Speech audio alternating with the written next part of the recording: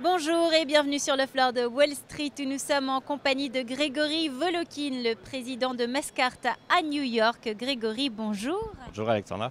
Nous allons parler ensemble de l'actualité américaine, économique et financière avec cette semaine la réunion du comité de politique monétaire de la Fed.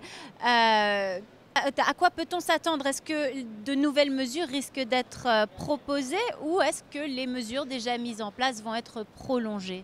Voilà, donc les mesures mises en place actuellement, c'est ce qu'on appelle l'opération Twist. Cette opération Twist qui consiste à vendre des obligations d'État à court terme pour acheter des obligations à long terme arrive à échéance fin juin.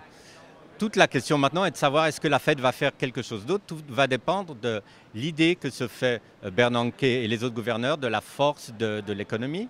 Je dirais que là, les avis sont très partagés.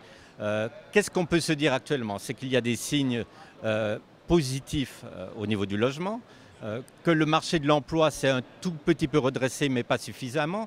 Mais la question, c'est est-ce qu'on a besoin d'une politique de stimulus monétaire qui aurait peut-être un effet positif pour les marchés américains, mais qui ne résoudrait pas en fait les vrais problèmes.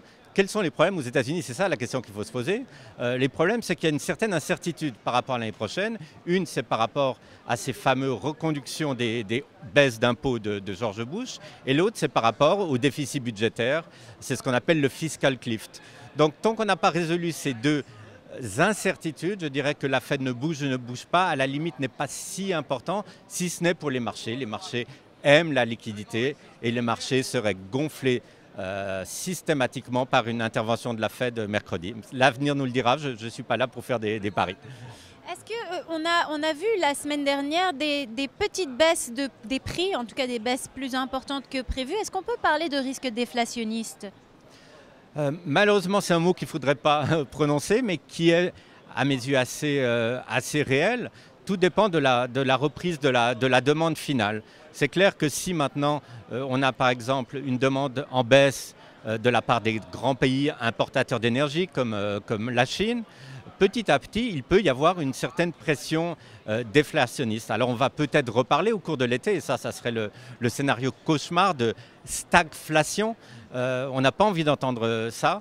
Tout ce qu'on voudrait, c'est que les prix restent au niveau où ils sont maintenant, qu'ils satisfassent totalement la Fed, mais qu'en même temps la croissance soit un peu supérieure. Et à la limite, je dirais même un peu d'inflation ne ferait vraiment pas de mal. Par exemple pour les gens qui sont propriétaires de maisons, évidemment pour les détenteurs de dollars. Donc il faut plusieurs choses en même temps et je dirais que la déflation n'est vraiment pas souhaitable en ce moment.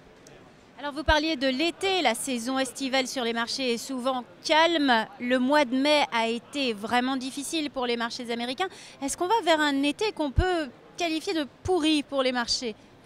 Alors pourri, c'est peut-être beaucoup dire, mais je dirais que c'est quand même l'été un peu de tous les dangers. Non pas particulièrement pour le marché américain, mais je dirais pour tous les marchés globaux, puisque en fait on a tellement d'événements qui sont, je dirais, des événements politiques et qui ne sont pas des événements purement économique. Et vous savez que les marchés n'aiment pas du tout la politique. C'est très facile de valoriser une compagnie, de dire qu'elle est bon marché, qu'il faut l'acheter, que son cash flow est très bon. Par contre, c'est très difficile de savoir qu'est-ce qui va se passer au niveau du couple franco-allemand, par exemple, ou au niveau de la Chambre des représentants et des élections présidentielles. Donc, été en tout cas qui va être encore, je pense, sous l'hypothèque politique. Et ça, c'est pas très favorable pour les marchés. L'été de tous les dangers. Donc Grégory Volokin, je vous remercie et je rappelle à nos spectateurs que vous êtes le président de Mastercard à New York.